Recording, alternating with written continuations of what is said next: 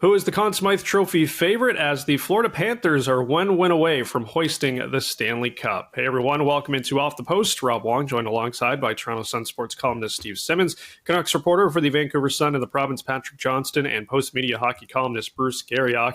And guys, only one team has ever come back from a 3-0 deficit in the Stanley Cup Final. That, of course, is the 1942 Toronto Maple Leafs, and the Edmonton Oilers will try now to become the second team ever to do it, trailing 3-0 against the Panthers. And of course, it's not over until it's over, but as we look at this series right now, the Panthers are in full control.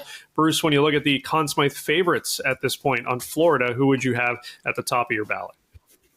Well, I know it's easy to pick Bobrovsky, but I think that's too easy a selection. And I think you have to look at these playoffs and look at over the course of the playoffs. And my guy right now, guys, is Alexander Barkov. I just think that he's done an excellent job at both ends of the ice in these playoffs for the Florida Panthers. You know, we're going to discuss Leon Draisaitl and Connor McDavid later, but are they not having the success because they're not good enough, or are they not having success because Barkov has been part of a group that has done a good job of shutting them down? And I think, the guy's got 20 points heading into Game 4 of the Stanley Cup Final. I think if you said right on your ballot today before Game 4, I would pick Barkov ahead of Bobrovsky. I am the opposite, and I guess that's the obvious choice. And I'm going to go back 4 rounds because I don't think too often we look at the final and say, okay, who's the best player in the final, and that's who should get the Conn Smythe Trophy. No, it's best player in the playoffs. So you're talking about right from the beginning. Florida plays the Tampa Bay Lightning in round 1, and at even strength, Nikita Kucherov does not score. In round 2, They play. My brain is going. I'm sorry. Boston. They play Boston. David Pastrnak does not score at even strength. They go in against the New York Rangers. Artemi Panarin does not score at even strength.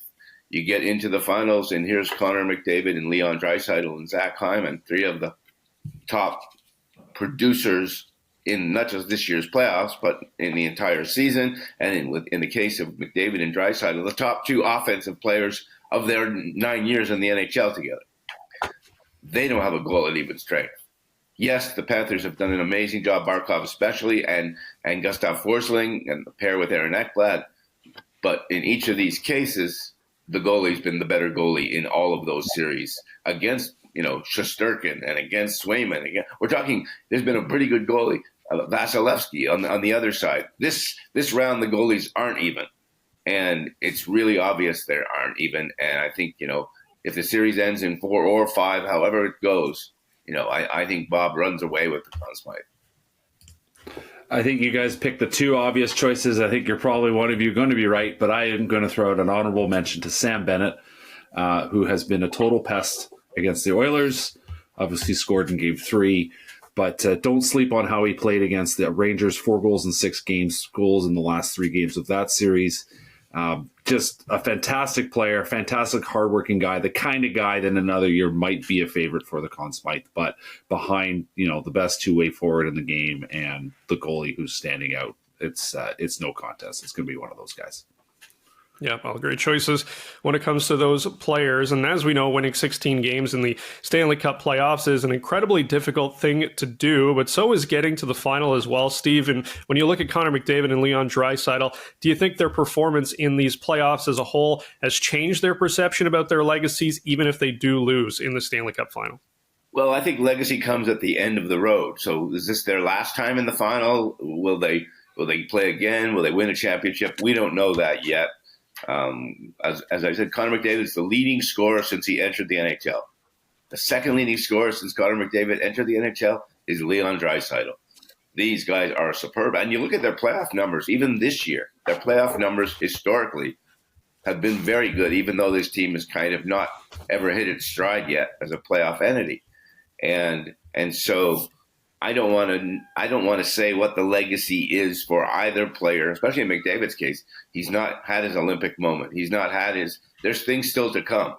We know he's the most talented offensive player in the NHL right now. And we know this has been a challenging series for him, even though he's not like Draisaitl. Draisaitl has no points in 3 games. McDavid's got points. So you look at it, you say, yeah, you're playing against, as Bruce pointed out, Barkov and Forsling and Aaron Ekblad and Bobrovsky in goal. And so, yeah, there's that involved too. But I don't want to say what McDavid's legacy is or even what Draisaitl's legacy is until, their careers are close to the end. Draisaitl, I'll note, it was such a horse the first 2 rounds. And it really kind of hit the wall. It was first against Dallas and obviously against Florida here. But fantastic players. I mean, I see them so often, right, out here playing against the Canucks. And the 2 of them, night after night, are absolute studs. They do everything they can to get their team to a win. And in the end, what we're seeing here is if you don't have the goalie and you maybe have some question marks on defense, it's good. It's hard to win no matter how good your top end guys are. And Steve's absolutely right. Like they're a long way from their careers coming to an end. There is still a lot of playoff hockey left from these guys. I'm now going to be curious to see where that is. That's all. Yeah, and you make a great point, Patrick, in that, okay, Draisaitl's got 1 year left. Now, the Edmonton Oilers have a decision to make here. Are they going to – and look, I don't think they can trade him. I think they've gotten close. Maybe they put some pieces around these guys and they get back to the final next year. Maybe they shore up their goaltending a little bit and they get back to the final next year. I don't think this should reflect on guys. I don't think this should reflect on Leon Draisaitl and Connor McDavid alone. I was saying to Rob before you guys got on, I feel like this is one of the most disappointing Stanley Cup finals I've seen in a long time. I really thought that this would be a great Stanley Cup final. And sure, it still has the potential to be if they could somehow force 7 games. But it ain't trending in that direction. And I think more so, it's not going to raise questions about their legacy as much as it's going to raise questions about their future, because Draisaitl's 1 year away from free agency and he's going to want to be highly paid, and Connor McDavid is 2. So now you feel that window, it's shrinking on the Edmonton Oilers, and suddenly it's shrinking in a very fast fashion to win a Stanley Cup, especially if they go down here in 4 games. And you look at how they've lost. And I think that's really important in this. Yeah, Draisaitl has no points. That's important. Connor McDavid is not dominated. That's important.